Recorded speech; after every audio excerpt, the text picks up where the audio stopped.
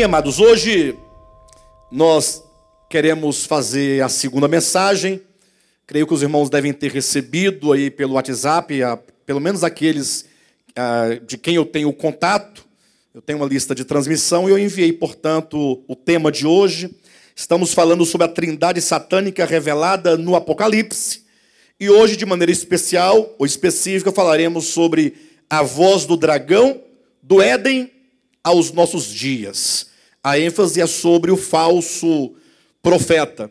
Quando nós usamos o termo trindade, cuidado, porque esse termo, embora sempre nos soe de maneira muito sagrada, porque sempre ouvimos falar acerca da Santíssima Trindade, a Trindade que é o Pai, o Filho e o Espírito Santo, referindo-se a Deus, estamos usando esse termo trindade para se referir a três que, em comunhão de mente, de consciência e de coração, têm um projeto contra Deus e contra o plano de Deus. É uma trindade maligna, constituída pelo dragão, de quem falamos na semana passada, do falso profeta, de quem falaremos hoje, e do anticristo, de quem falaremos na semana que vem. Então, ao falarmos desses três, nós estamos dizendo, olha, existe uma obra que está acontecendo no mundo ao longo de toda a história, e muitas vezes nós passamos despercebido acerca disso. Ou seja, muitas vezes nós não estamos atentos ao que está acontecendo no mundo espiritual. E olha, eu vou dizer para vocês algo, nós ignoramos muitas coisas, mas muito mesmo. Muitas coisas nós não damos atenção e elas estão acontecendo no mundo espiritual, no mundo invisível, está acontecendo nos corações, nas mentes, nas almas, e, portanto, essa série, assim como a série anterior do Reino de Deus, é um convite, é um chamamento, a um despertamento e a uma reorientação do nosso olhar para aquilo que está acontecendo no mundo espiritual e que nós precisamos não somente nos atentar a essas coisas, mas, sobretudo, tomar o devido cuidado para que nós caminhemos na verdade de Deus. Quero começar convidando os irmãos a lerem comigo dois textos da Bíblia. O primeiro é Gênesis capítulo 3, e o segundo se encontra em Apocalipse capítulo 13. Gênesis capítulo 3, somente o versículo 4. Mas eu quero que você leia, eu sei que você já leu esse texto, eu sei que você já ouviu esse texto várias vezes, mas hoje eu quero que você leia com seu entendimento e com seu coração. Então, a serpente disse à mulher: é certo que não morrereis. Se eu perguntasse para vocês qual é a palavra-chave deste versículo, vocês arriscariam em qual delas? Se fosse de você escolher aqui neste versículo uma palavra-chave, que palavra você escolheria? Certamente, não, certo, comereis, ou melhor, morrereis, desculpe-me. Alguém arriscaria a palavra certa? Qual é a palavra nuclear dentro de uma oração, de uma sentença? Qual é a palavra nuclear? É o verbo. Então, leamos. Então a serpente disse à mulher: é certo que não morrereis. Das duas orações, a palavra central é disse. Disse.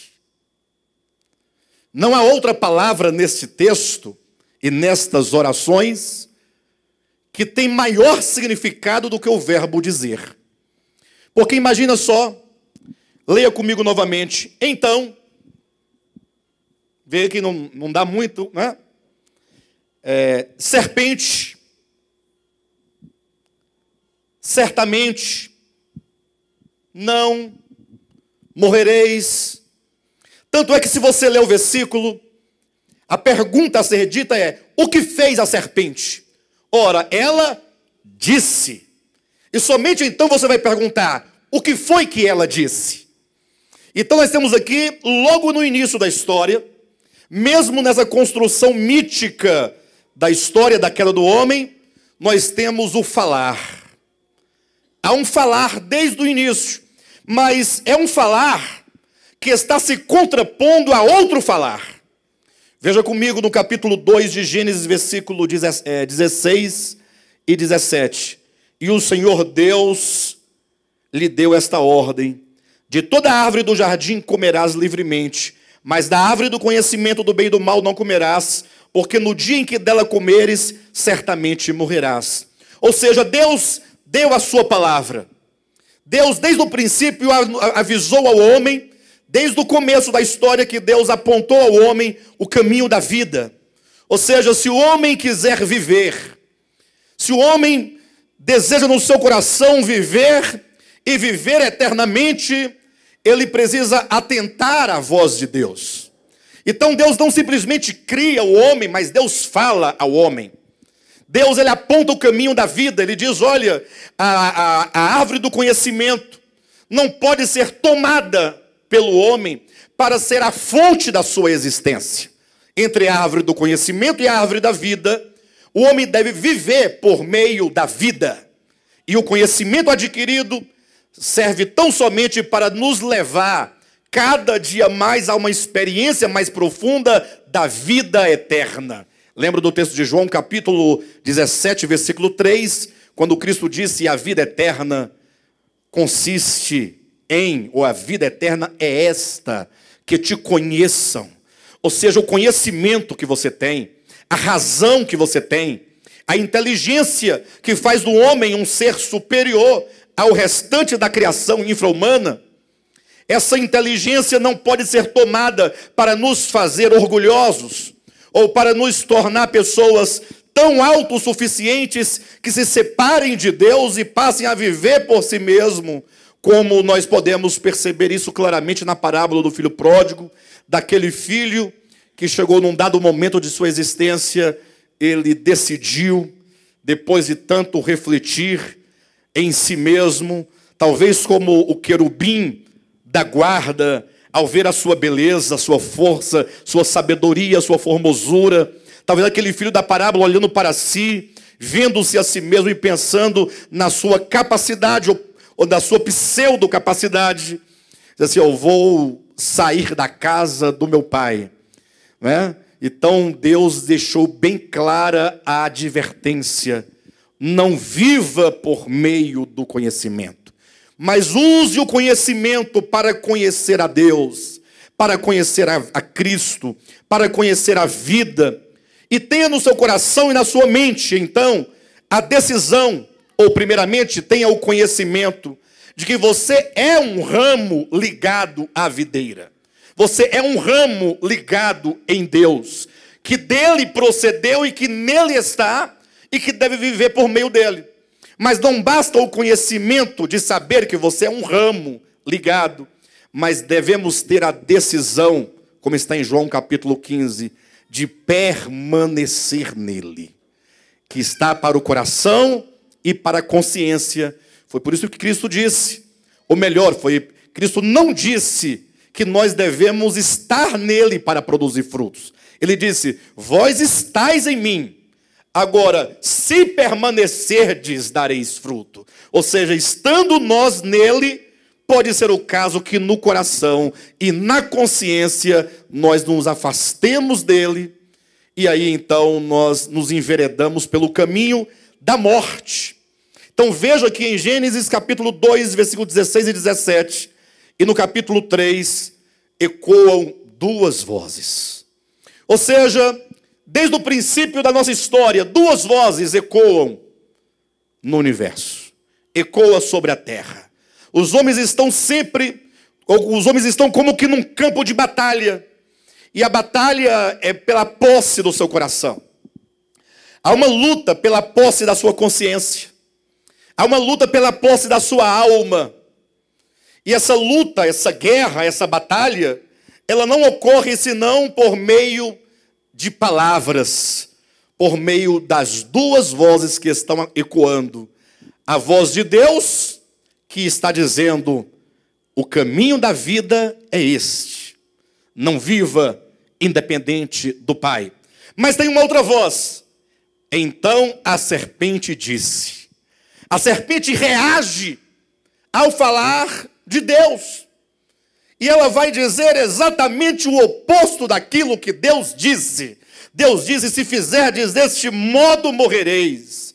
E a serpente então começa a ecoar a sua voz no mundo dizendo: é mentira, você não vai morrer.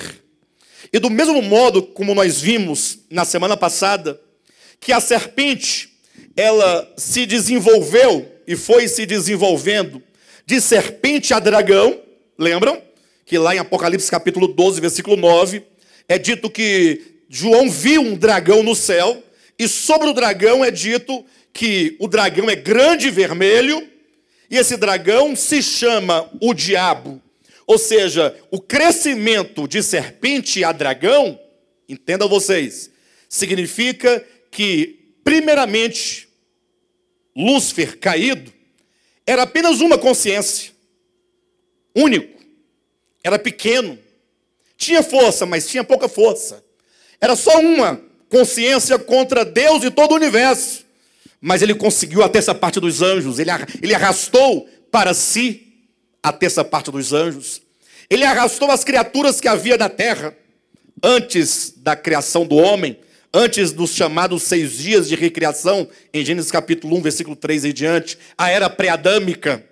E aí ele foi ganhando dimensão, a serpente foi ganhando corpo, a serpente foi crescendo.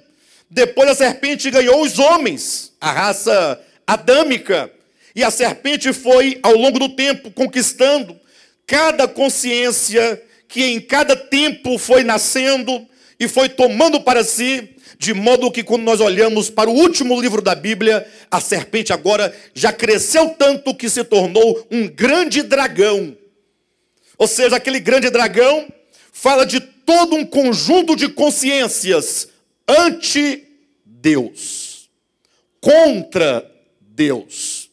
Aquele dragão, ele representa coletivamente o império das trevas, que luta contra os santos, que luta contra o reino de Deus, que luta contra todos aqueles que na história estiveram ao lado de Deus. Por isso que é dito que o dragão, Apocalipse 12, ele está de frente para a mulher, querendo devorar o filho que ela tinha, que ela trazia no ventre, tão logo ele nascesse. Porque o dragão sabe, porque o diabo, a instância maior do mal, que é o Lúcifer caído, e todos os anjos caídos, e todos os demônios, e mesmo os homens caídos, maus e perversos, todos eles não querem a vitória de Deus. Estão lutando contra Deus. E eles querem devorar a mulher e querem devorar o filho. Mas aí surge uma pergunta: como que acontece essa batalha? Como que esse dragão vai devorar? Pense você comigo que o Apocalipse, ele trata de assuntos sempre numa linguagem figurada, numa linguagem de símbolos, numa linguagem de sinais que precisam de serem decifrados, ou precisam ser decifrados.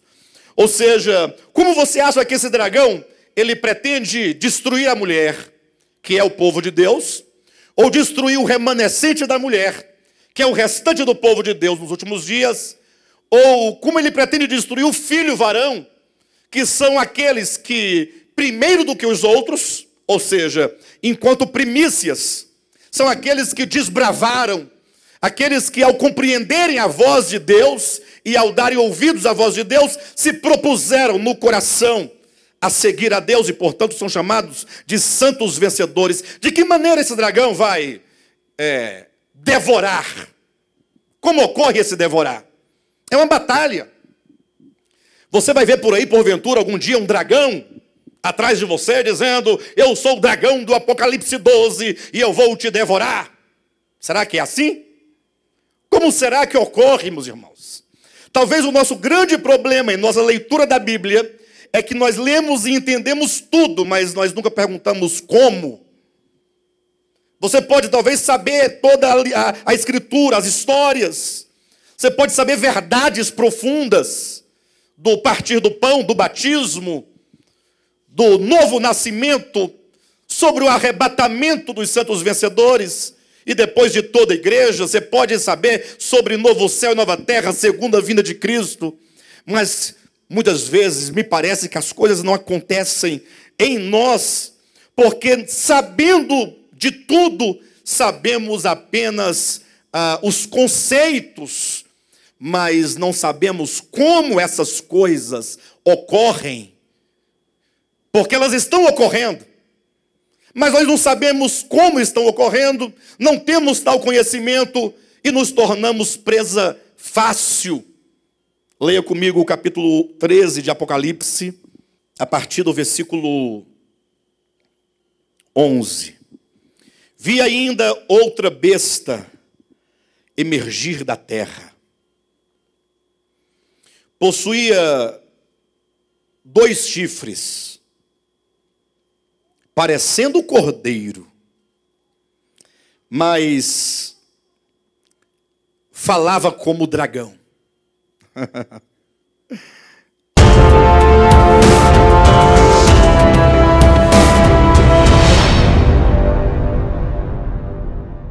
Veja você como a Bíblia é clara. Quando a Bíblia fala de besta, besta não tem um significado que nós damos hoje em dia, como alguma coisa como idiota, por exemplo, abestalhado, abestado, né, como queira você falar. Mas besta quer dizer um animal grande, feroz, que impõe medo, que tem força, que destrói. Fala de grandes impérios e de grande poder. Por exemplo, quando querendo falar sobre o Império Romano, capítulo 13, a partir do versículo 1, do Império Romano fala que é uma besta, é um grande poder, é um grande império. E agora, de repente, o Apocalipse fala de uma outra besta, portanto, de um outro império, de um outro poder. Um poder que está a serviço, primeiramente, do dragão. Porque o dragão é o começo de tudo. Por isso que é dito que, tendo esta besta a aparência de cordeiro, quando diz que tinha 2 chifres, aí logo, se tem chifre, deve ser coisa do cão, por causa dos chifres. Mas esses chifres aqui, é como que os chifres de um cordeiro. Entende? Para sinalizar que ele parece. Quando você olha para esta besta, ela tem uma aparência de cordeiro. Sabe o que significa dizer que tem aparência de cordeiro? Tem aparência de Cristo. Tem aparência de cristão. Vou usar o termo, tem aparência de cristianismo, no melhor entendimento da palavra cristianismo. Ou seja, se você não atentar para o fator essencial, você vai ser enganado e você vai seguir esta besta achando que está seguindo a Cristo. Pastor, como eu posso saber? Vi ainda outra besta emergir da terra, possuía 2 chifres, vírgula, parecendo cordeiro, vírgula, mas falava. Olha essa expressão. Mas falava como o dragão. Assim como a serpente se desenvolveu de Gênesis 3 a dragão, aquela serpente que fala, ela se desenvolve também a uma grande besta falando. Essa besta do Apocalipse capítulo 13 é esta aqui, ó. Abra sua Bíblia no capítulo 19 de Apocalipse, para você saber exatamente quem é esta besta. Capítulo 19 de Apocalipse, versículo 20. Mas a besta foi aprisionada, e com ela o falso profeta, que com os sinais feitos diante dela, seduziu aqueles que receberam a marca da besta e eram os adoradores de sua imagem. Vejam que aqui fala da besta e do falso profeta. Apocalipse 13 fala de duas bestas. Ou seja, a primeira besta, Apocalipse capítulo 1, versículo de 1 a 10, representa o anticristo, que é a primeira besta que está lá em Apocalipse capítulo 19. Só que essa segunda besta que parece cordeiro e fala como dragão, leia de novo, versículo 12.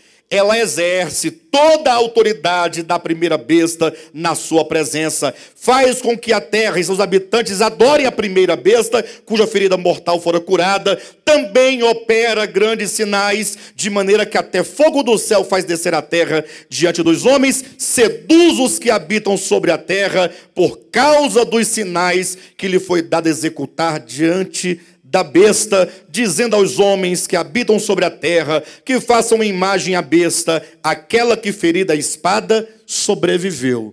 Essa besta que faz sinais, que seduz os homens, e que até fogo do céu fará descer a terra diante dos homens, é o que no capítulo 19 claramente se diz, é o falso profeta. Interessante que quando fala aqui do falso profeta, que é essa segunda besta, diz no versículo 13, também opera grandes sinais, de maneira que até fogo do céu faz descer. Por que tem essa ênfase, e até fogo do céu?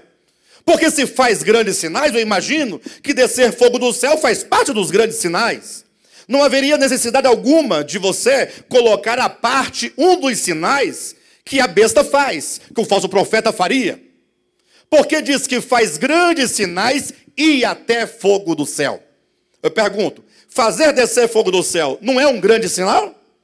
Não já está contido na expressão, ela faz grandes sinais, não já está aqui dentro?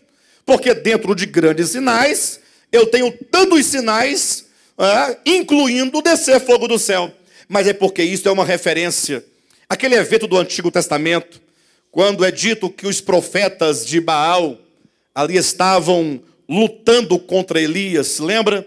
Elias chegou diante do povo. O povo de Deus, o povo de Israel, estava indeciso entre dois pensamentos. Por que dois pensamentos? Por que estava indeciso entre dois pensamentos? Por causa das duas vozes. Porque sempre houve, sempre haverá, pelo menos até o último dia, duas vozes ecoando. A voz da serpente, ou que seja a voz do dragão, ou que seja a voz do falso profeta, ou que seja dos falsos profetas. Ao longo da história, essa voz, e tem a voz de Deus. Israel estava indeciso entre dois pensamentos. Será que porventura nós também não estamos indecisos entre dois pensamentos? Pastor, eu não estou indeciso. Ora, a indecisão, esse dilema, não se exprime tão somente quando você para e começa a pensar, será que eu vou por aqui ou por ali? Mas a indecisão se dá quando nós, no nosso viver, no nosso andar, na nossa prática de vida diária, nós vivemos numa letargia espiritual, querendo e não querendo, querendo e não querendo, desejando fazer algo, se propondo a fazer algo, mas não fazendo, sempre nessa luta damos um passo para frente e outro para trás, não progredindo. E então o profeta Elias falou assim, olha, chega diante do povo. Vocês têm que decidir a quem vocês vão servir. Se vão servir ao Deus vivo e verdadeiro, sirvam. Se forem servir a Baal, sirvam. Mas decidam-se. E hoje nós vamos fazer a prova. Os profetas de Baal vão clamar a Baal. E eu, profeta do Altíssimo, vou clamar ao Deus Altíssimo. Duas vozes, a voz de Elias, que é a voz de Deus.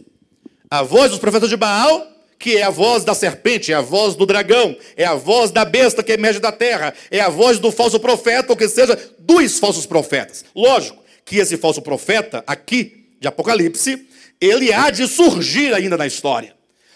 Porque ele será a consumação de todas as vozes de tantos falsos profetas ao longo da história. Mas os falsos profetas não são algo diferente do falso profeta. O falso profeta a surgir é a consumação de todos. É o ápice do engano. Então, naquele momento, Elias se propôs a clamar. Os profetas de Baal também iriam clamar. E a quem Deus atendesse, porque fizeram um sacrifício, fizeram um altar. O Deus que respondesse por fogo, este era o Deus verdadeiro. Vocês sabem da história já, né? Que os profetas de Baal oraram, clamaram, jejuaram e fizeram tudo o que era possível fazer. Inclusive se cortavam para tentar agradar ou chamar a atenção de Baal, mas nada. Sabe por quê? Porque Baal não é Deus. Porque o diabo não é Deus. Então, naquele momento, Deus impediu que o maligno fizesse qualquer sinal para que ficasse evidenciado quem era o Deus verdadeiro. E então, quando Elias clamou, Deus enviou fogo do céu e consumiu aquele altar ou aquela oferta. Então ficou na história essa ideia. O Deus que responde com fogo é verdadeiro. Aí de repente aparece no final dos tempos um falso profeta, fazendo inclusive descer fogo do céu, para que você diga assim, olha, não pode, tem que ser de Deus. É de Deus. Quantas vezes nós não vemos situações e situações ocorrerem e você fica pensando, você que é aqui de volta à palavra, você fica, mas será mesmo, gente? Será mesmo que o que eu estou vendo não é de Deus? Alguém já viu algum sinal, ainda que seja pela televisão, ouviu um testemunho, alguma coisa que te chamou a atenção e você ficou assim, na dúvida? Mas se não é Deus, então quem é? Aí vem um grande argumento. Mas o diabo faria o bem para as pessoas? Entenda, o maligno fará qualquer coisa para seduzir os homens à adoração do anticristo. Falaremos do anticristo na semana que vem. O que é essa adoração ao anticristo? Mas de modo que nós devemos então estar conscientes das duas vozes que estão ecoando. E você, ao ouvir essas vozes, você terá que decidir. O falso profeta, enquanto consumação, ele já existe. Ele já existe enquanto espírito, enquanto mistério, enquanto ministério. Entenda, existe um ministério profético do maligno. Porque se Deus tem o ministério profético, que fala por Deus, acerca de Deus aos homens, o maligno ele vai reproduzindo, ele também tem os seus profetas, aqueles que falam por ele, aqueles que têm falado ao longo da história, e que vai encontrar a sua consumação final e máxima na besta que emerge da terra, no falso profeta, a surgir nos últimos dias. Então existe aí um ministério acontecendo. Vocês sabiam disso? Vocês sabiam disso? Mas vocês sabiam? Eu estou afirmando, vocês sabiam que o dragão sempre esteve falando, ele começou a falar enquanto serpente, e que ele tem falado ao longo dos tempos, mas você, sabendo disso, você sabia? Ou seja, você já atentou para isso? Já pensou na gravidade do que está acontecendo no mundo espiritual? Interessante que, não sei, não tenho como explicar em particular de cada pessoa, mas, puxa vida, por que muitas vezes nós não damos o devido valor ao ministério da palavra de Deus? No sentido de saber, olha, eu congrego, não porque para que o pastor me veja, para que ele veja que eu estou lá, ou eu congrego porque meu pai, minha mãe me levam, porque eu aprendi, acostumei, porque não tenho para onde ir, porque já tenho a cultura de congregar. Não, eu congrego por causa do ministério profético de Deus. Porque Deus está falando. Porque a serpente também está falando. E nós, quando eu disse que as palavras, seja a palavra de um ou de outro, uma das duas vozes, elas que nos constituem. Nós somos constituídos por palavras. Nós somos constituídos por ideias. Nós somos constituídos de ideologias. Nós somos constituídos de tudo aquilo que é imprimido, ou impresso, ou inscrito dentro de nós. Então é uma coisa muito séria quando se fala em congregar. Pastor, eu posso congregar na igreja mais próxima de minha casa? Não, não pode.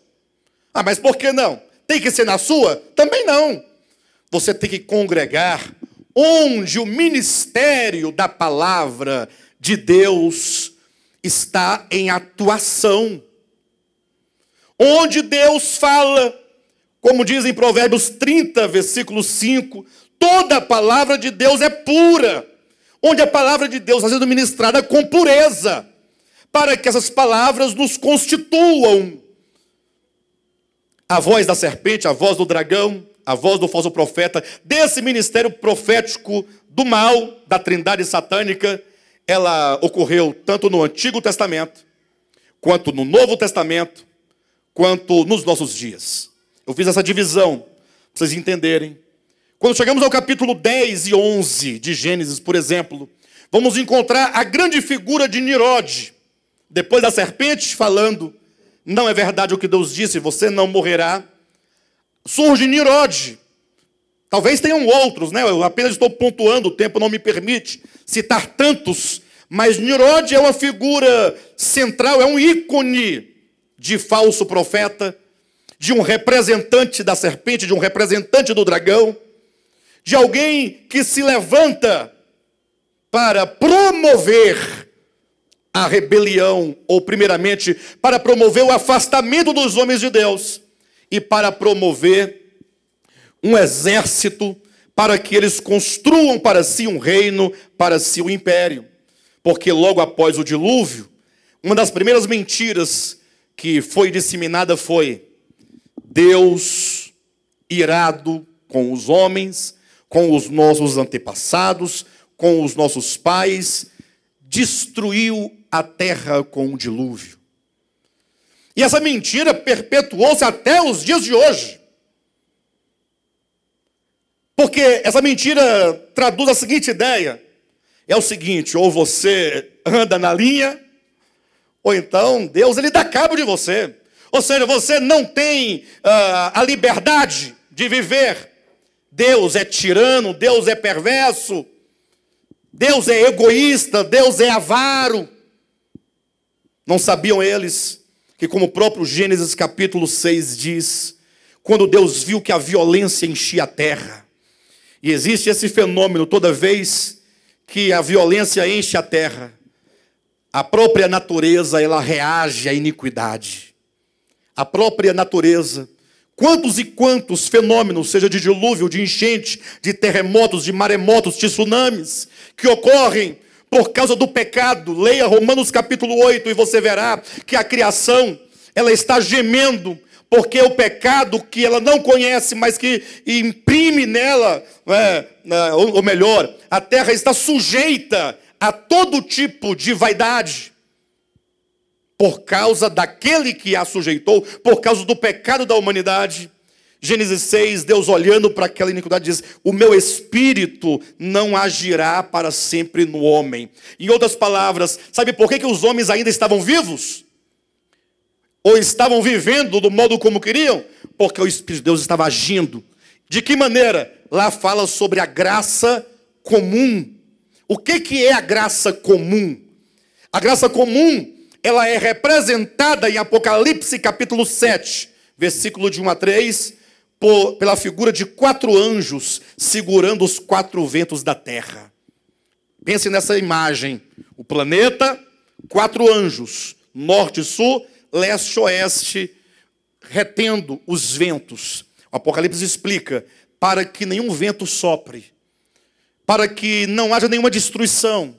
Ou seja, a graça comum de Deus significa que Deus está guardando e protegendo a criação dele a despeito do pecado da humanidade, para que a terra não desapareça, para que ela não sofra cataclismas cada vez maiores e o homem e a humanidade seja destruída, seja dizimada da face da terra. Ou seja, Deus está guardando. Então lá em Gênesis 6, Deus fala: o meu espírito não agirá para sempre no homem. Em outras palavras, eu vou deixar, eu vou permitir que os homens sigam até o ponto em que eles colham o fruto do seu próprio trabalho, o fruto das suas próprias obras. Exatamente o que diz em Gálatas capítulo 6, versículo 7. De Deus não se zomba. Não vos enganeis. É palavra de Deus, é a voz de Deus, é ministério da palavra dizendo: não vos enganeis. De Deus não se zomba. Mas por que não se zomba de Deus? Porque Deus vai ficar irado e vai me matar com a foice? Vai mandar um anjo com a espada para me degolar? Não. Porque o texto está dizendo: porque aquilo que o homem é o homem, não é Deus. Aquilo que o homem semear é uma semente. O que aconteceu em Gênesis 6, o grande dilúvio, é o fruto de uma semente. Aquilo que o homem semear, isso também ceifará. O homem ceifa, ele colhe o fruto da semente que ele planta. E, portanto, Nimrod, depois de tudo isso, reuniu todo mundo depois do dilúvio e começou a falar e começou a discursar. Nimrod provavelmente era um grande orador. Cuidado com os oradores. Um bom orador, aquele que tem um bom discurso, quão facilmente seduz as pessoas. Vocês sabiam que os grandes oradores dominam sobre os homens? Os poderosos, eles são sempre bons oradores. Porque a palavra é o que conquista, é o que convence, é o que ganha. E Nimrod deve ter discursado da seguinte maneira: pessoal, pensem um pouco comigo, venham todos vocês. Ele reuniu aquela geração pós-diluviana e começou a dizer: imaginem vocês, o que Deus poderá fazer conosco, hein? Caso a gente não siga o caminho que Ele deseja. Porque Ele quer nos obrigar, Ele quer nos obrigar. Interessante que até hoje me parece que há uma mensagem desta, mais ou menos, embora num outro viés, mas o sentido é o mesmo. Porque me parece, talvez você possa testificar disso, que nós, os crentes, nós servimos a Deus pelo medo dele, pelo medo do inferno, pelo medo do lago de fogo, da morte eterna, pelo medo da macumba. Porque quando nós éramos orientados a fazer algo para Deus, só fazíamos sob ameaça. Olha, se não fizer, Deus vai fechar as janelas do céu, hein? Aí nós fazíamos. Nós tínhamos entusiasmo. Nós frequentávamos reuniões durante a semana quase todos os dias. Quantos de nós aqui não íamos praticamente a semana inteira para os cultos? Às vezes só segunda-feira que não tinha nada, quando não tinha uma reunião.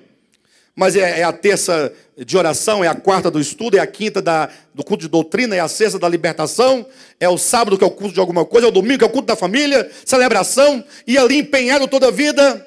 Mas de repente você entendeu pela voz do ministério da palavra de Deus que em Cristo não há nenhuma condenação.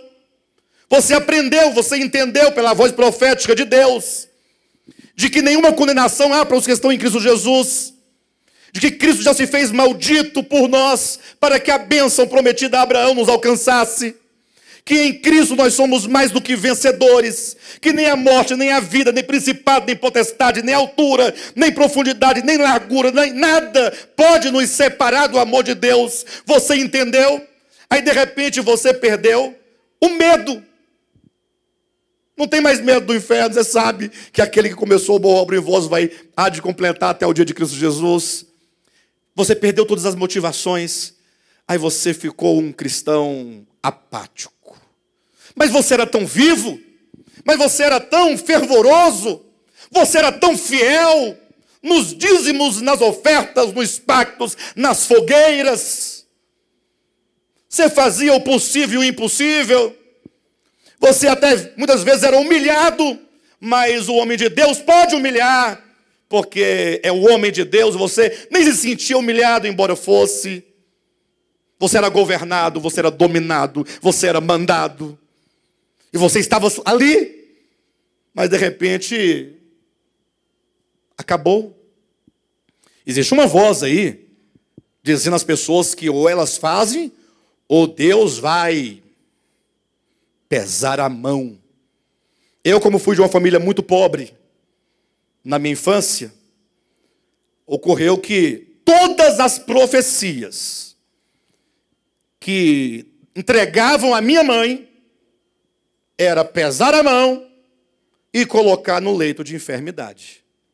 Mas, pastor, o que tem a ver com a sua pobreza? É porque profecia para pobre não tem o que fazer, é só pancada. Mas se o cara tem dinheiro, tem uma coisinha a mais, aí a profecia já muda, porque vai ter o retorno. O que vai profetizar para uma viúva? Não era viúva, mas é viúva de marido vivo. Os meninos tudo feinho, com as calças remendadas. As pessoas diziam que as nossas calças usavam óculos. Diziam, porque atrás tinha 2 remendos, um em cada lado. Minha mãe fazia um remendo, ela fazia questão de fazer um remendo de outra cor. Para ficar evidente. E os joelhos também remendados. Então, a profecia era o leito, olha o leito, olha o leito. E tinha uma irmãzinha, tadinha, não sabia falar leito de enfermidade, falava que era no leite. Então, existe uma voz, né? E Nirode dizendo, olha, cuidado, esse Deus aí não é bonzinho não, ele é mau. Nós temos que nos unir. E aquela voz de Nirode foi atraindo as pessoas. Ele disse, olha, eu tenho um plano, eu tenho um projeto. Vamos pegar o barro. Olha que pegar barro implica simbolicamente tomar o homem feito do pó da terra. Amassemo-lo bem. Isso é um trabalho que está sendo feito de moldar. Para que esses homens sejam feitos tijolos. E então nós vamos edificar uma torre bem alta. E vamos construir uma cidade bem grande. E nós seremos um só contra Deus. A ideia da cidade Torre de Babel não é algo do passado. Se você lê como mera história, é passado. Mas e não é que a Babel aparece lá no Apocalipse com uma grande Babilônia? Ora, se ela está lá, quer dizer que aquilo que se diz em Gênesis capítulo 11 está ali simbolizando uma obra para que se construa por fim um grande reino ou império anti-Deus, anti-Cristo, contra o propósito de Deus. De modo então que essa cidade nunca deixou de ser construída. Babel lá? Não. E a torre? Também não. Ainda continuam na construção por meio das palavras. Porque quando diz, façamos tijolos, ou que seja, peguemos o barro, façamos tijolos, queimemo-los bem, fica resistente dentro da fornalha. Vamos moldar, formar maneira de pensar, maneira de viver, maneira de agir, maneira de se comportar. Os homens vão sendo moldados ao longo da história. E esse moldar se dá por meio das vozes, ou da voz da serpente, da voz do falso profeta, que se manifesta de tempo em tempo nos muitos falsos profetas. E eles sempre vão dizer o contrário de Deus. Leia comigo no livro de Jeremias, capítulo 23, rapidamente. Jeremias capítulo 23, versículos 16 e 17. Diz assim, leia com atenção, leia com o coração. Assim diz o Senhor dos Exércitos. Portanto, o que temos aqui? A voz de Deus. O que ele nos diz, queridos? Não deis ouvidos às palavras dos profetas, que entre vós profetizam e vos enchem de vãs esperanças. Falam as visões do seu coração, não o que vem da boca do Senhor. Isso foi no tempo de Jeremias. Será que hoje, porventura, não há vozes enchendo pessoas de vãs esperanças? Versículo 17. Dizem continuamente aos que me desprezam, o Senhor disse, paz tereis.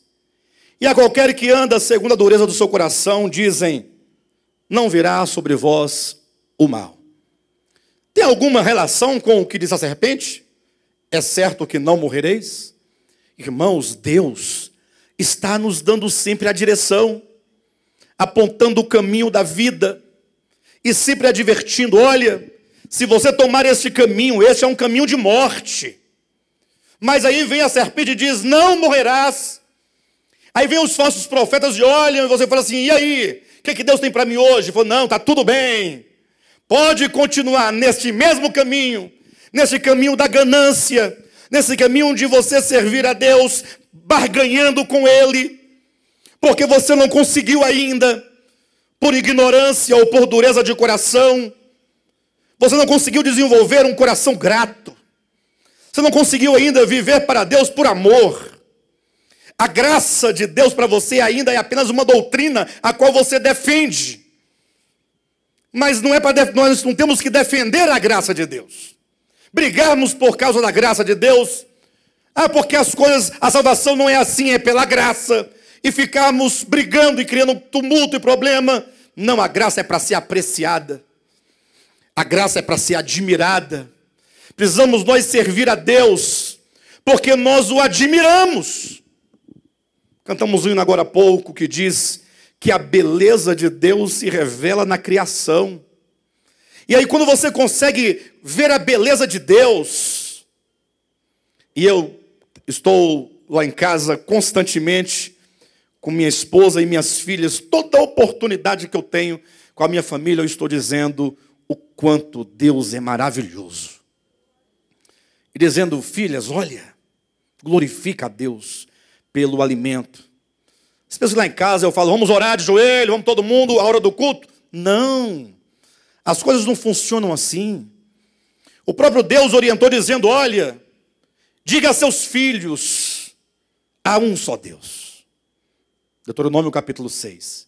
Diga aos seus filhos, quando estiverem assentados com eles, à mesa, quando fores deitar, ao se levantar, quando estiveres andando no caminho, quando você estiver lá no shopping, comendo um lanche, na pizzaria, onde você estiver, no carro, no ônibus, está ali do lado, ao invés de ficar conversando fiado, diga ao seu filho, olha, só há um único Deus.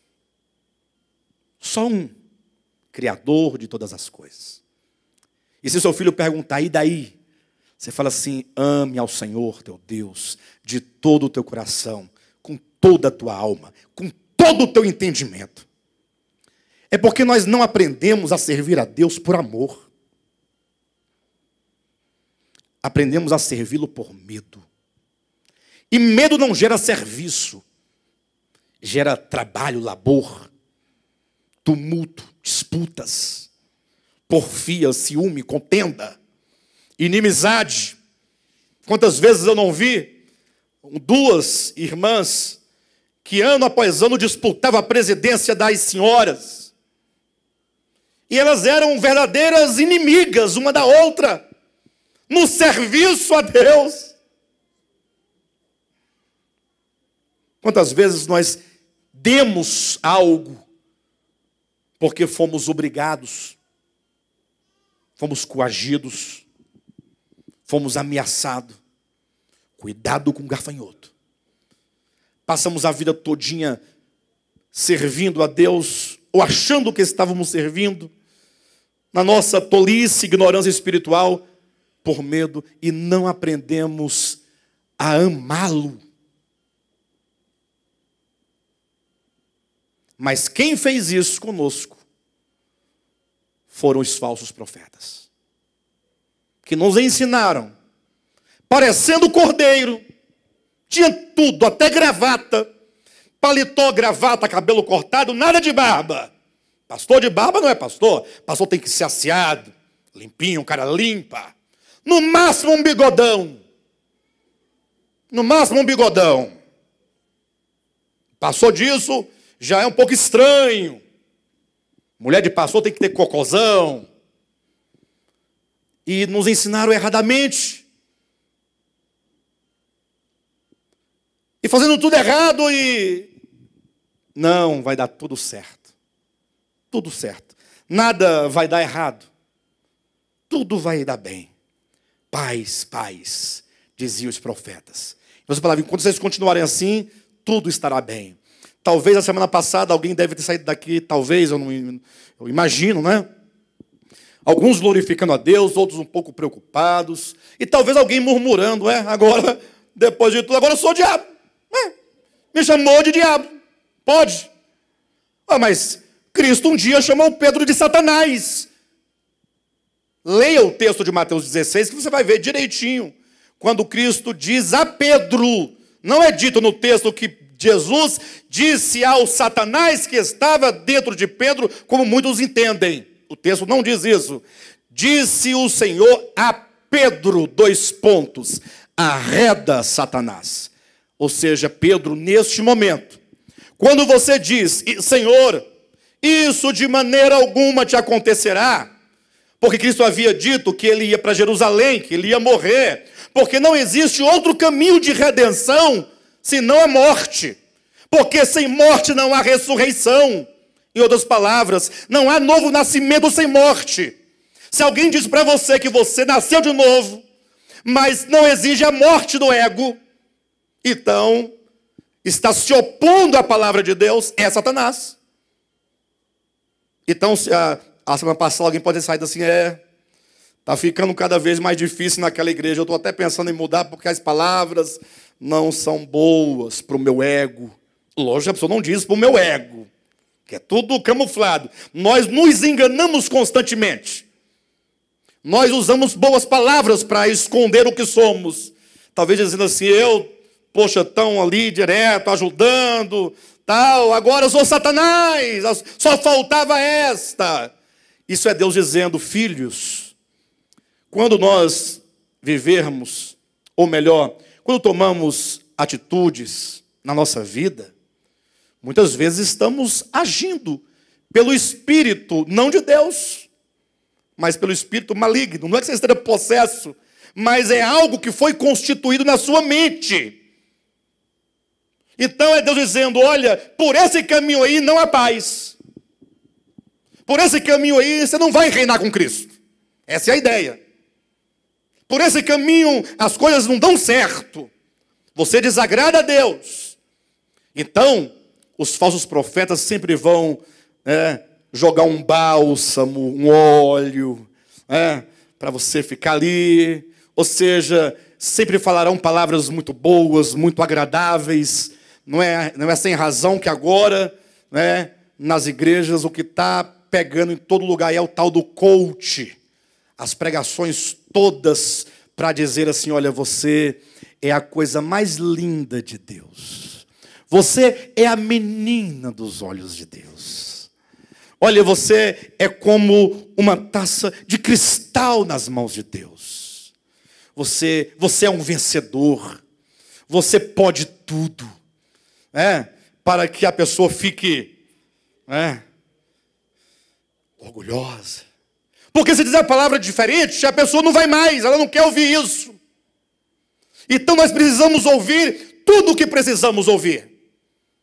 Em outras palavras, se viverdes por meio do conhecimento, da autossuficiência, não dependendo de Deus, não lhe rendendo graças, não lhe dando a glória que é devida, não se curvando diante dele, não dependendo dele, certamente morrerás. Ah, mas eu sou cristão. Olha, não vamos discutir calvinismo aqui. Deus disse, este caminho é de morte. Não tem jeito. Certamente morrerás. Ah, mas e a doutrina da salvação, uma vez salvo, para sempre salvo? Isso é doutrina. Deus disse, se viverdes por meio desse conhecimento dessa árvore, porque comerdes do fruto, lá em Gênesis capítulo 2, versículo 17, significa viver por meio de. Ou seja, se você fizer do seu conhecimento um meio para se gloriar, para se elevar, tornar-se independente de Deus, como diz Jeremias 17, versículo 5, maldito homem que confia em si mesmo, que faz do braço mortal a sua força, a sua capacidade, que aparta o seu coração do Senhor, ele será como um arbusto seco no deserto. É verdade. Por isso que às vezes nós não entendemos tantas coisas pelas quais nós passamos. Tantas angústias, tantas famílias se destruindo, se acabando, tudo se dissolvendo, tudo dando errado. Tanta depressão, tanta coisa. É certo que nem sempre depende da gente algumas coisas. Às vezes nós sofremos por causa de outros, né? Nós não vivemos só neste mundo. Mas está dito, será como um arbusto seco no deserto, habitará numa terra deserta, inóspita e salgada. Então é preciso que nós ouçamos a voz de Deus. E como diz o texto, não deis ouvidos às palavras dos profetas, que dizem aos que me desprezam. Você está desprezando a Deus e o profeta está dizendo assim, olha, calma, paz tereis. Terei paz tereis, fique tranquilo. Esse tipo de mensagem, muito cuidado. Não deis ouvidos. Isso é Antigo Testamento. Se formos para o Novo Testamento, nós vamos encontrar uma série de outros textos. Me acompanhe. 1 João capítulo 4, versículo 1. Rapidamente, é importante que você leia na sua Bíblia. Porque lendo, você vai se certificar de que o que estamos dizendo está escrito, está fundamentado. Capítulo 4, versículo 1. Amados, não deis crédito a qualquer espírito. Vou parar por aqui, porque daqui a pouco eu vou ler esse texto de novo. Então, qual é a palavra? Não deis crédito a qualquer espírito.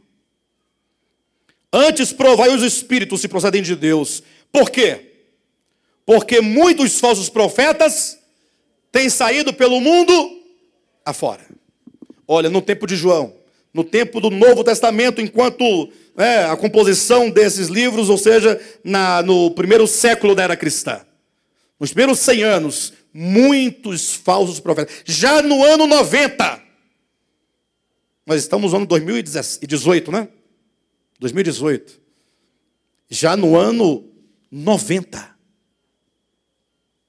Há quase 2000 anos já se dizia, muitos. Não são poucos não, são muitos falsos profetas que têm saído do mundo afora.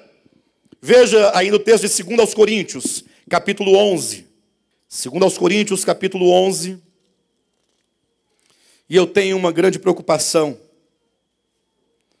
E eu quero dizer à igreja, não quero que ninguém se ofenda e que ninguém ache que eu esteja com falsa humildade ou com algum tipo de arrogância. Mas, ainda essa semana eu disse para alguém, foi ontem ou foi hoje, salvo engano, falei, olha, eu estou ainda aqui à frente desse trabalho, porque eu acredito piamente que Deus me chamou para falar. Deus me chamou para falar. Ou seja, eu tenho uma convicção de que é pequenininho o papel que eu estou cumprindo na história. É pequenininho, quase que não dá para ver em relação aos grandes homens da história. Mas eu quero cumprir esse pequeno papel. E aqui no texto de 2 Coríntios capítulo 11, essas palavras de Paulo, elas se identificam muito, ou eu me identifico muito com essas palavras. Diz assim: quisera eu me suportasseis um pouco mais na minha loucura. Suportai-me, pois. É óbvio que quando ele diz suportai-me, é porque talvez já estivesse, os irmãos já um pouco saturado de Paulo, não? Agora eu falo a verdade, satura ou não satura? Satura. Satura. A mesma conversa, toda a vida. Parece uma goteira, não muda o assunto e vai. Tal.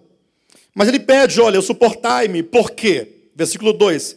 Porque zelo por vós, com o zelo de Deus, visto que vos tenho preparado para vos apresentar como virgem pura a um só esposo, que é Cristo. Ou seja, qual era a tarefa de Paulo em relação à igreja? Qual é? O que ele fazia? Sim, ele preparava, mas como é que ele preparava? Pregando, isso, ensinando, falando. É por meio do ministério da palavra que a igreja vai sendo edificada.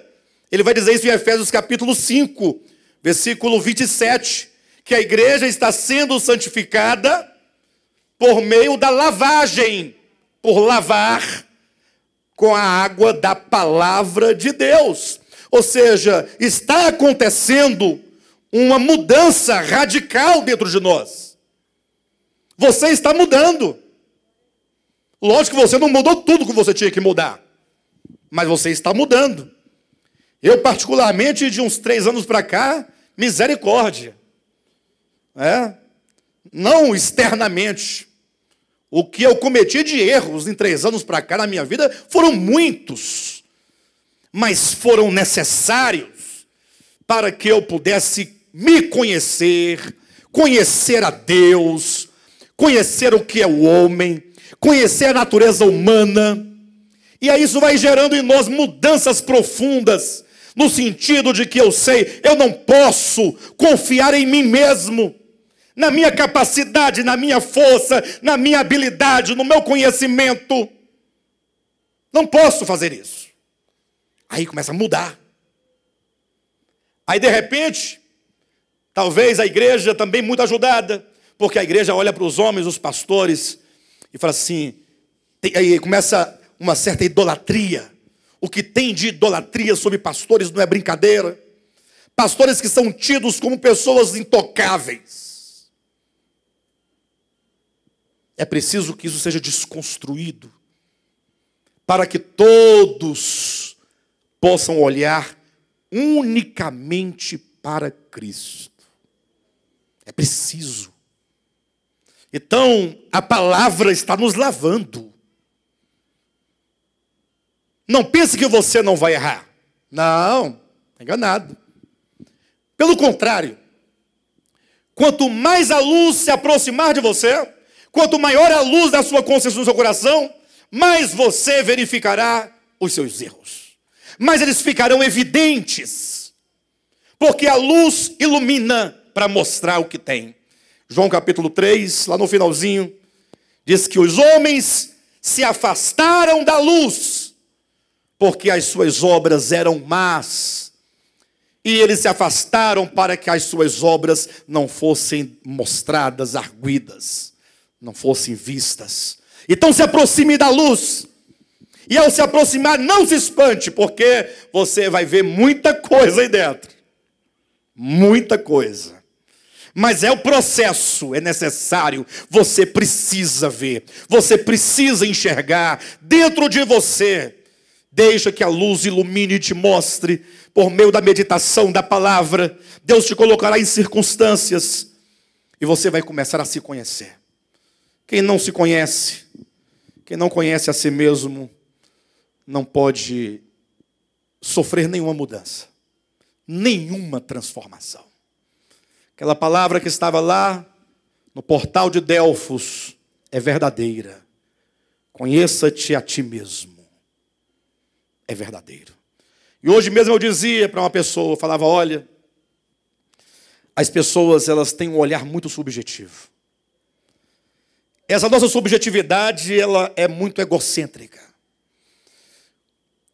Raramente ocorre de alguém olhar um episódio, uma situação, com um olhar objetivo, sem juízo, sem julgamento. Porque nós sempre estamos certos, nós nunca estamos errados. Já observaram? Sempre estamos certos em tudo. E todos estão errados sempre. Na nossa relação, ninguém nunca diz, não, pessoal, para aí, eu errei. Eu cometi este erro. E eu preciso pedir o perdão e me quebrantar. E eu preciso de mudanças. Então, a luz, ela vem para isso. Para tirar de nós essa subjetividade egocêntrica. Porque não existe tirar a sua subjetividade, porque você é um sujeito. E como tal, terá a sua subjetividade. Ela só não pode servir ou ser usada a serviço do seu ego. Entende o que eu estou dizendo? Paulo disse que ele zela pela igreja. Esse zelo consiste em quê? Versículo 3. Ou melhor, versículo 2. Em preparar a igreja. Mas nesse preparo, atenção, nesse trabalhar do ministério apostólico, ou que seja da palavra apostólica, existe um inimigo. Versículo 3. Mas receio. Receio. Ou seja, Paulo, grande conhecedor da Escritura, da verdade, sobretudo, revelada a ele, ele tinha ciência do perigo. Existe um perigo iminente. Existe um perigo iminente. Qual o perigo? Está aqui. Mas receio que assim como a serpente enganou a Eva com a sua astúcia, assim também seja corrompida a vossa mente e se aparte da simplicidade e pureza devidas a Cristo. Ou seja, ele está dizendo, a serpente nunca deixou de falar. Ela continua falando. Daí aquela figura de Gênesis capítulo 3, daquela serpente enrolada naquela árvore. Aquela figura deixa de ser vista como cobra. Passamos a vida inteira lembrando da cobra. Ah, ô cobra, vou te falar, viu? Ah, se eu pegar aquela cobra, eu ia matar aquela cobra. Ô raiva daquela cobra. Não fosse a cobra, a gente não estaria sofrendo agora aqui. Gente, aquela cobra está aí do mesmo jeito. A serpente está aí do mesmo jeito. Assim como a serpente enganou a Eva com a sua astúcia, assim também seja corrompida a vossa mente. Observa onde é que ocorre o processo, ou de apostasia, ou de transformação. Onde é que ocorre? Na mente. Portanto, temos que usar a armadura de Deus, o capacete da salvação. Proteja a sua mente, guarda a sua mente com a palavra de Deus. Não permita que nenhuma palavra entre no seu coração que não seja a palavra de Deus. E aqui é onde eu disse que não quero que vocês achem que eu tenho certa presunção. Mas quando vocês ouvirem, porque aqui nós não impedimos, e nem exigimos, e nem pedimos que vocês não ouçam mensagens na internet. Não. Cada um é uma pessoa. Então você vai lá e acessa o pastor fulano, o bispo Beltrano, o apóstolo Cicrano. Aí você está lá assistindo. Ô bênção de Deus, o abençoado. Cuidado. Não é que somente aqui, não é isso que eu estou dizendo. Ou somente esta palavra. Aqui vocês também têm que ficar atentos também. Mas o problema é que nós devemos tomar todas as palavras que ouvimos e colocá-las sob o crivo da Escritura. Eu adverti aqui a igreja num domingo aí para trás acerca de um pregador emergente. Não tem expressão nenhuma no Brasil, nem em lugar nenhum. Mas É porque quando alguém encontra uma pessoa que fala eloquentemente, com audácia, com autoridade, as pessoas se impressionam. E este pregador, misericórdia, irmãos, misericórdia. Não sei quantos aqui, depois que eu falei aquilo, chegaram tiveram a curiosidade de ver. Você teve, Josué? Você ficou assustado? No sentido da ousadia de falar tanta mentira num versículo só. Tanta distorção. E o povo dizendo amém.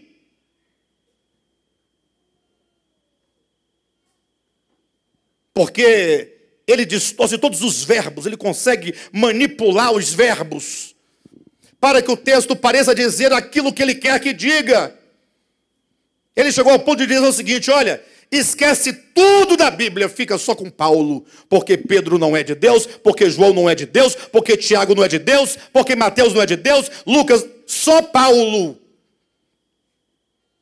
E os textos de Paulo, ele manipula todos também. Misericórdia. Igreja, em nome de Jesus, se existe um ministério que está acontecendo, ou seja, a voz de Deus, desde o Éden, está falando. Quantos profetas falaram no seu tempo, na sua linguagem, na sua cultura, adequado àquele período. Veio o verbo encarnado falando, vieram os apóstolos falando, e ao longo da história Deus está falando. Deus nunca deixou o seu povo sem profeta. Sempre houve pessoas para falar por Deus, mas paralelamente aos falsos profetas. Olha o versículo 4. Se na verdade, vindo alguém, prega outro Jesus, que não tendes pregado, ou se aceitais espírito diferente que não tendes recebido, ou evangelho diferente que não tendes abraçado, a esse de boa mente o tolerais. Esse é um texto que, para manipular, é muito fácil. Esse texto é um exemplo de como pode ele ser manipulado. Se eu dissesse para vocês aqui, olha, vejam, irmãos, vocês têm que tolerar aqueles que pregam um falso evangelho. Está aqui, ó. Se na verdade, vindo alguém, prega outro Jesus, atenção, que não temos pregado, ou se aceitais espírito diferente que não tendes recebido, ou evangelho diferente que não tendes abraçado, a esse de boa mente o tolerais. Vocês têm que tolerar. E aí? Eu estou enganando vocês agora. Porque o texto não está dizendo para você tolerar. Ele está dizendo: a esses vocês toleram. Mas a mim, que estou pregando o evangelho de Deus, eu preciso pedir que vocês me suportem. Os outros, vocês recebem de boa mente. Ou seja, eu nem condeno vocês, porque vocês o fazem até de bom coração. Porém, saiba, o Espírito não é o Espírito de Deus. O evangelho é outro. E como diz mais? E o Jesus é outro. Eles estão pregando outro Jesus, outro evangelho e ministrando outro Espírito. E vocês estão tolerando. Porque quando diz aqui, a esse de boa mente o tolerais, basta você conjugar o verbo tolerar. Eu tolero. É uma afirmação ou uma ordem? Eu estou afirmando ou estou ordenando? Eu tolero. Tu, ele, nós, vós, a esse de boa mente o. Então eu estou dizendo, vocês estão tolerando. Vós tolerais. É uma afirmação. Eu não estou ordenando. Ou seja, ele está dizendo, igreja, em nome de Jesus, por que vocês toleram aquele que prega outro Jesus? Vocês toleram o que pregam outro evangelho. Vocês toleram o que ministra um outro espírito. E quanto a mim, eu tenho que pedir para vocês que vocês me suportem um pouco mais. Não tem uma coisa errada? Olha, capítulo 11 ainda, lá no finalzinho, no versículo 13 em diante. Porque os tais, gente do céu, que palavra, hein? São falsos apóstolos. Olhem para mim. Quantos apóstolos há hoje no Brasil? Eu não sei o número. Tem bastantes. Inclusive esse que eu acabei de falar, que manipula, se intitula apóstolo. Eu achei duas coisas estranhas. Ele, conversando, teve uma pequena entrevista, e quem entrevistava era da sua igreja, da sua congregação, e ele dizia para este suposto apóstolo, né? As tuas ovelhas, é estranha essa palavra. Ah, mas ele não é pastor, então as ovelhas... Não! As ovelhas são de Cristo. João capítulo 10 é claro. Aquele que toma as ovelhas de Cristo para si é ladrão. As ovelhas não pertencem aos homens. A homem algum. Pode ser papa, pode ser bispo, pode ser apóstolo, dê o nome que você quiser. As ovelhas são de Cristo, porque Ele a comprou com o seu precioso sangue. É dele. E encerrou a entrevista dizendo que ele pudesse ir em paz lá para o seu reino, a sua congregação. Muito estranho. Mas eu perguntei quantos apóstolos há no Brasil. Talvez você se lembre agora de 1, 2 ou 3. Não precisa falar nome de ninguém. Você sabe que está cheio de apóstolos aí, não sabe? Agora, se Paulo está dizendo que há falsos apóstolos, olha o versículo 13. Porque os tais são falsos apóstolos. E eu não estou dizendo que esses são. Eu estou dizendo que Paulo diz que há falsos apóstolos. Você já parou para ponderar e para considerar que existem falsos apóstolos ou não? Porque as pessoas, quando falam apóstolo fulano, elas, por causa do nome, já recebem com alegria. Ah, o apóstolo vai estar em tal lugar. Pronto. Se é apóstolo, só pode ser de quem? De Deus. Não. Pode ser apóstolo de Deus, ou pode ser apóstolo do diabo. Pode ser uma das vozes, ou pode ser uma das vozes que está ecoando a voz da serpente e que está construindo um grande homem chamado o falso profeta. Porque os tais são falsos apóstolos, vírgula. Aí começa a dar para entender um pouquinho mais, né? Obreiros, eles são obreiros. Ah, se são obreiros, é coisa boa ou não é coisa boa? Obreiro. Obreiro é aquele que trabalha na obra. Mas esses são obreiros fraudulentos. Poxa vida. Vocês sabem o que é fraudulento? Obreiros fraudulentos, vírgula, transformando-se em apóstolos de Cristo. Por que transformando-se? Lembra lá que o falso profeta, a besta que emergiu da terra, que tinha 2 chifres, parecendo cordeiro? Você só vai identificar o falso apóstolo e o obreiro fraudulento quando você ouvir a voz, porque a aparência é de cordeiro, mas a voz é de dragão. Então você tem que saber qual é a voz do dragão. Como saber? É pelo tom da voz, se é grave, se é aguda, barítono. Como é que você vai saber? Pela mensagem. Fique atento ao que ele está dizendo. Essa palavra glorifica ao Senhor ou glorifica o homem? Essa palavra me torna servo de Cristo ou me faz sócio com Ele?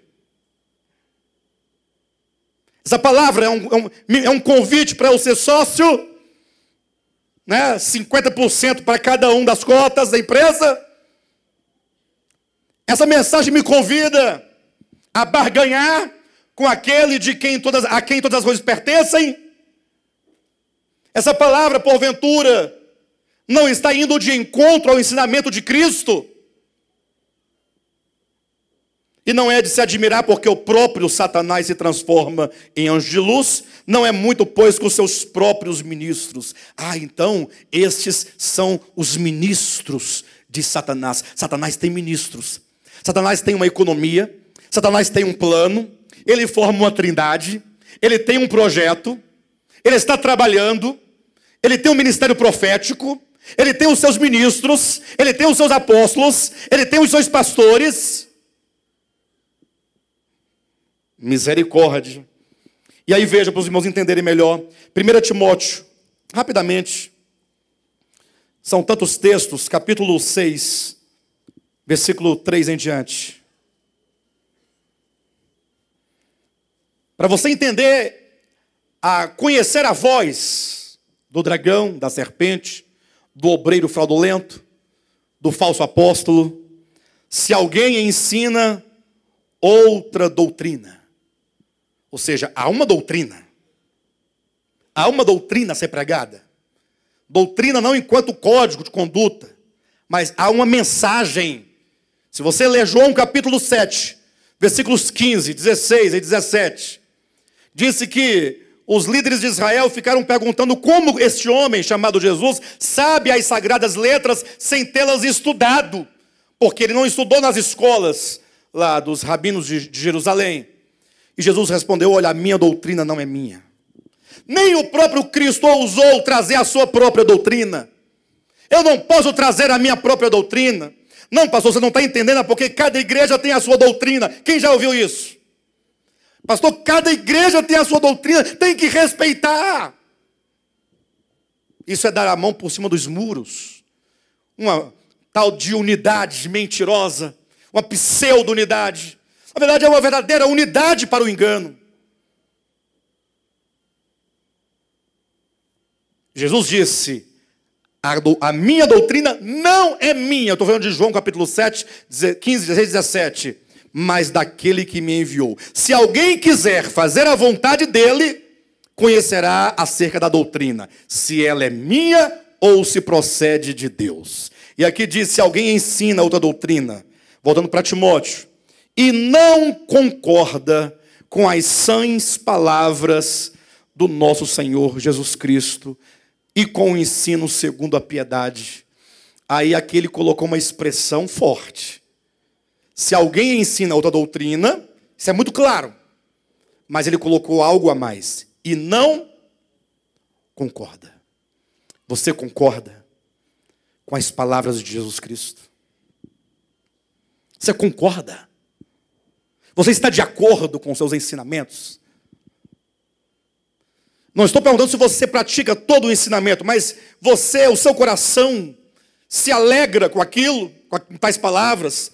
E se porventura você erra, porque você vai errar muitas vezes, você está num processo de transformação, você se entristece porque o seu comportamento está em desarmonia com o ensinamento de Cristo, que é segundo a piedade. Porque muitas vezes nós não concordamos. Porque muitas vezes nós achamos o ensinamento de Cristo um absurdo. Ah, pastor, isso é um absurdo. Isso é um absurdo. E já teve pessoas que chegou para mim, com deboche. E quem é que vive isso aí? Esse tal do amor. Ó, esse tal. Olha o desprezo. Isso tem que nos humilhar, nos quebrantar. Falar: Senhor, esse amor, que é a expressão e manifestação do teu próprio ser, porque Deus não tem amor, Ele é amor. Deus é.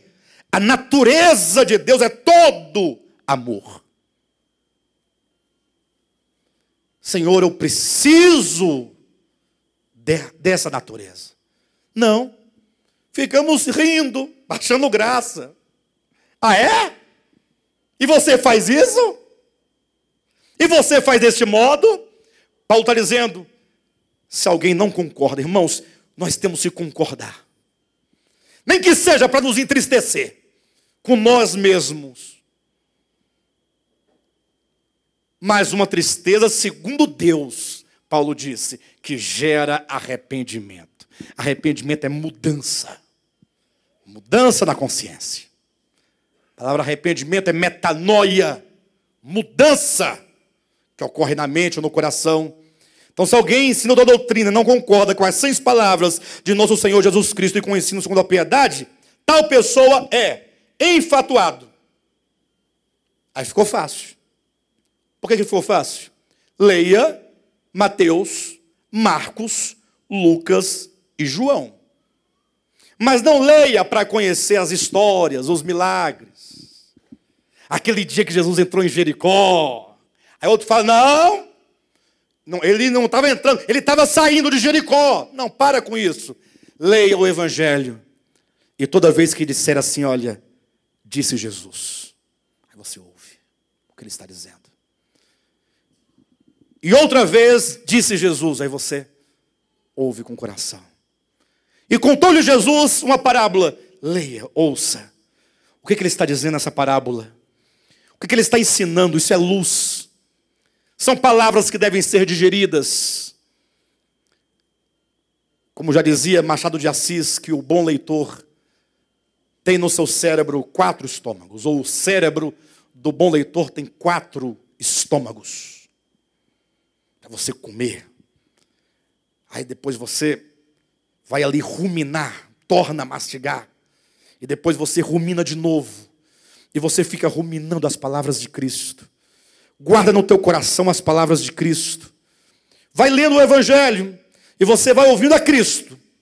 Esquece o que o cego disse, o que a mulher disse, o outro disse, o que o diabo disse. Eu quero saber o que Cristo está dizendo.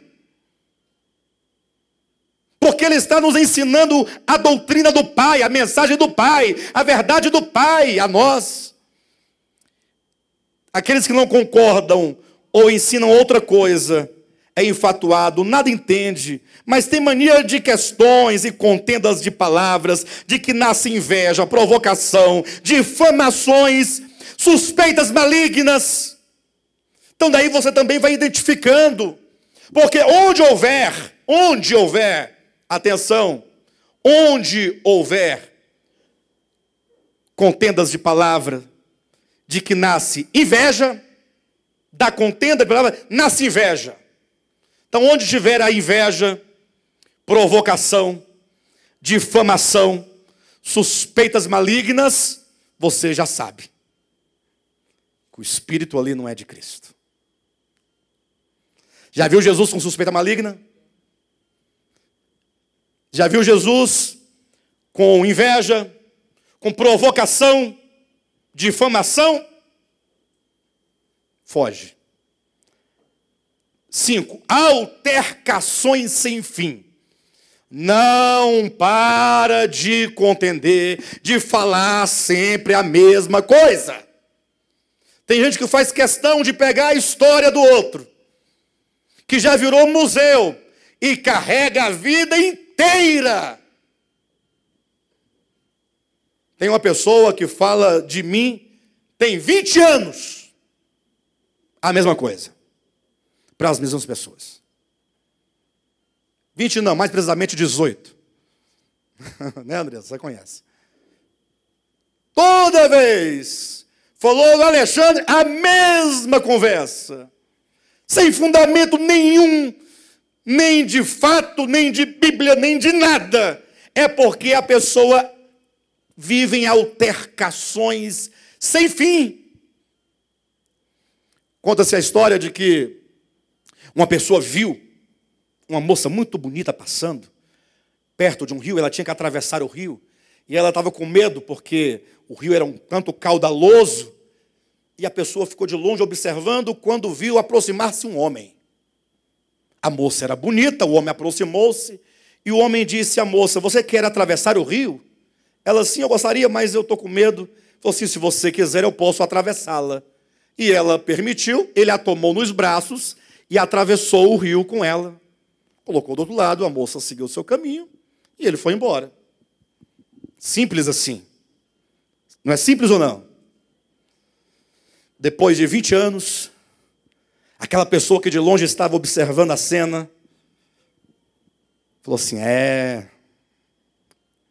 aquele dia, hein? Você achou que eu não vi? Você, na beira do rio, atravessou aquela moça bonita no colo, hein? E aí a pessoa falou: você tem razão, eu atravessei mesmo.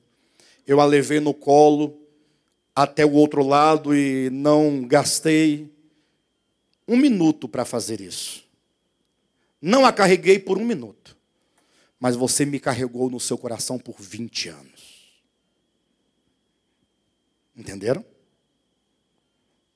Vai observando. Versículo 5, altercações sem fim. Por homens cuja mente é pervertida e privados da verdade. Mas não foi Deus quem os privou. A pessoa está privada em si mesma por causa da dureza do coração. E privados da verdade, supondo. Supondo por quê? Porque o que eles acham não é verdade, é mentira. Supondo que a piedade, que a vida cristã, que a igreja é fonte de quê? De lucro. Ficou fácil. Ficou fácil, pessoal. Você ouvir e identificar a voz da serpente. Ou não ficou fácil? Se você porventura ouvir em algum lugar dizendo: Deus quer que todos vocês sejam milionários, essa voz não é de Deus. Ah, mas Deus não quer que nós sejamos milionários? Se Ele quisesse, Ele nos faria milionários. Ele quer, Ele tem o poder. Ah, então se a pessoa for milionária, está em pecado? Não. Há aqueles que são milionários, mas esta não é a mensagem do Evangelho. Jesus nunca ensinou que o crente tem que ser milionário.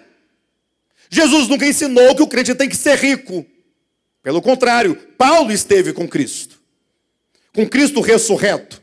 E Paulo ouviu muitas coisas do Cristo ressurreto. E o que Paulo reproduz nas suas epístolas são ensinamentos que ele ouviu do Cristo ressurreto. Que ele ouviu diretamente de Cristo. Por isso eu posso falar que o que Cristo ensina por meio de Paulo é de que dinheiro é coisa muito perigosa.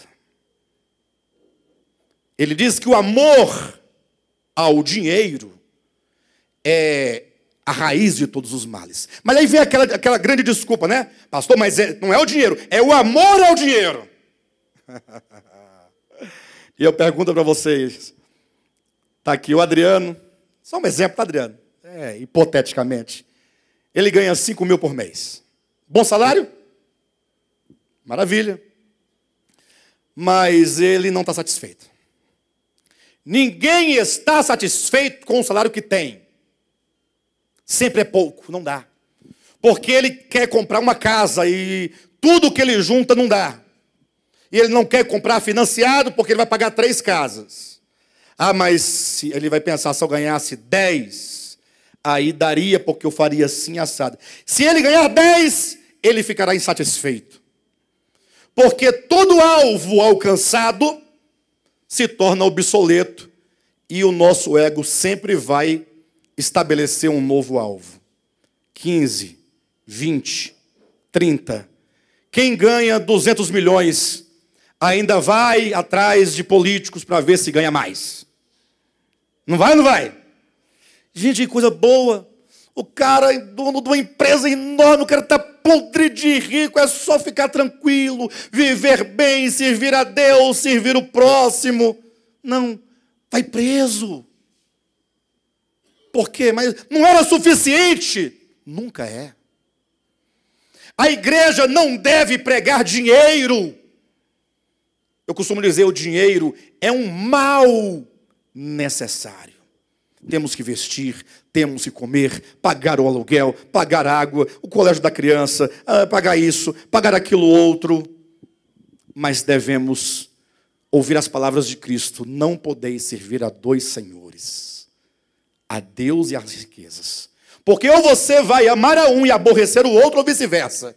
Então está aqui claramente aqueles que pensam, não é, que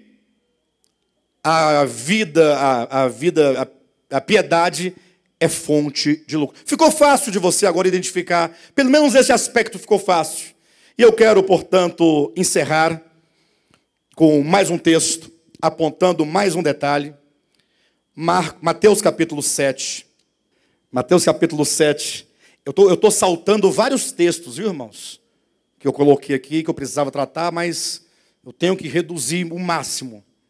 Mateus capítulo 7, a partir do versículo 15.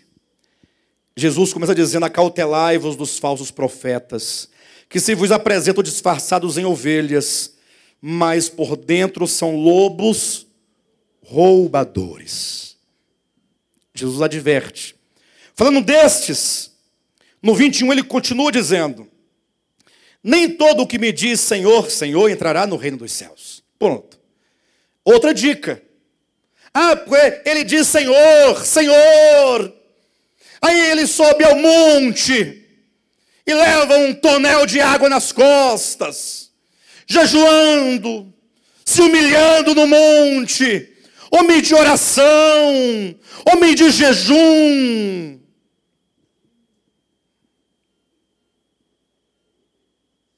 Acautelai-vos, porque eles se vos apresentam vestidos de ovelhas. Eles farão tudo o que o movimento evangélico disse que tem que fazer. Aí você vai ficar impressionado. Que maravilha. Ainda vai fazer assim, Não me recordo do pastor da minha igreja subir ao monte. Outra vez uma pessoa daqui me diz assim: pastor, eu vejo que você não é homem de oração. E eu respondi: de fato não sou. Graças a Deus que não sou. Da oração de que você fala, não sou. Porque nós aprendemos a orar como nos ensinaram, mas não aprendemos a orar como Jesus nos ensinou a orar. Porque Jesus ensinou-nos a orar. E Paulo ainda disse: orai sem cessar. E portanto, se essa oração que dizem que é a oração for a verdadeira, então quem é que vai conseguir orar sem cessar? Viram? Se Paulo diz orai sem cessar, tá a oração de que ele fala não pode ser a que nós ouvimos hoje em dia. Porque se for, ninguém pode dormir, não pode passear, não pode... A não ser que você esteja comendo e falando. Sou minhas olhos, meu pai, minha mãe, me dá emprego, me dá... No pai tomando banho, namorando. Nem todo aquele que me diz Senhor, Senhor, entrará no reino de Deus. Nem todo aquele que fica... vou colocar uma placa bem grande aqui, Jesus Cristo é o Senhor. Você entrou... que palavra. Aqui só pode ter poder, porque, olha lá, o diabo tem medo daquilo lá. Não, diabo não tem medo de tinta, nem de letras, nem de palavras escritas, nem de frases escritas. Portanto, não se engane, nem todo aquele que me diz Senhor, Senhor, entrará no reino dos céus, mas aquele que faz a vontade do meu Pai Celestial. Entenderam? Fazer a vontade. Então, a primeira coisa que você tem que perguntar, quando você chegar a uma igreja, e você desejou congregar naquele lugar, você tem que procurar o pastor, alguém, falar assim: eu queria saber de vocês o que esse ministério ensina. Se ensina a vontade do Pai Celestial. Aqui ensina a vontade do Pai Celestial. O senhor pode, por gentileza, descrever, discriminar tudo, passo a passo. Que vontade é essa? Qual é a vontade do Pai Celestial? Aí você vai comparar com o Evangelho. O que Cristo ensina? Se tiver tudo certo, é a voz de Deus. Se não tiver, é a voz da serpente. Mas aí vai ocorrer, versículo 22, muitos naquele dia hão de dizer-me, Senhor, Senhor, porventura não temos nós profetizado em teu nome? O falso profeta que se apresenta vestido de ovelha, ele profetiza em nome de Jesus, está aqui. Não temos nós em teu nome expulsado demônios? Em teu nome nós não fizemos milagres? Então você não pode conduzir a sua vida por causa de profecia, por causa de expulsão de demônios, tampouco por causa de milagres. Você tem que pautar a sua vida pelo cumprimento da vontade de Deus. Afinal, a besta que emerge da terra fará grandes sinais. E se possível fosse, indo lá para o texto de Mateus 24, enganaria até os escolhidos. Se possível fosse. Fará sinais, prodígios. Então não se encante com essas coisas. É preciso que nós voltemos o nosso coração para a voz do Senhor. Amém?